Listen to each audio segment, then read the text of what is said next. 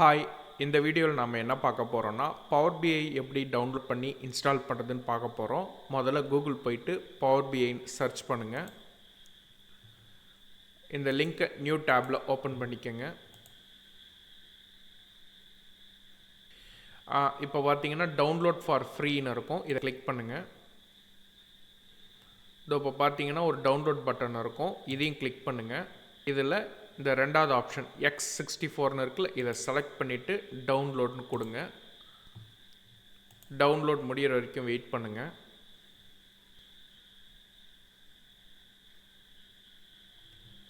இப்போ பார்த்தீங்கன்னா download complete ஆகிடுச்சு. திஸ் பிசியில் டவுன்லோட்ஸ் ஃபோல்டர் இருப்போங்க, அங்கே நீங்கள் டவுன்லோட் பண்ண ஃபைலை பார்க்கலாம். டபுள் கிளிக் பண்ணி ரன் பண்ணுங்கள்.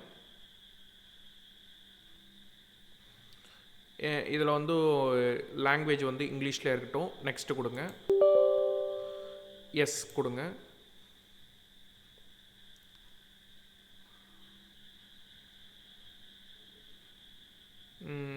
இதுலேயே நெக்ஸ்ட் கொடுங்க.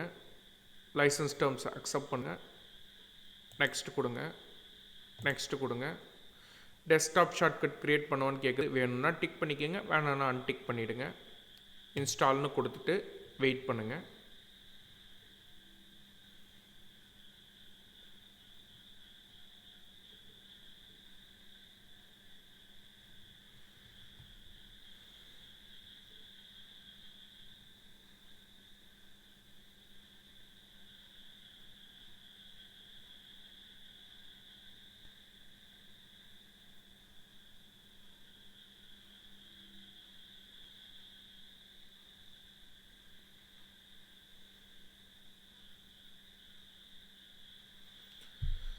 இப்போ பார்த்தீங்கன்னா PowerBI சக்ஸஸ்ஃபுல்லாக இன்ஸ்டால் ஆகிடுச்சு. PowerBI லான்ச் பண்ணோன்னு கேட்குது. டிக் வேணும்னா டிக் பண்ணிக்கோங்க, இல்லைனா அப்படியே அன்டிக் பண்ணி விட்டுருங்க. ஃபினிஷ்னு கொடுங்க.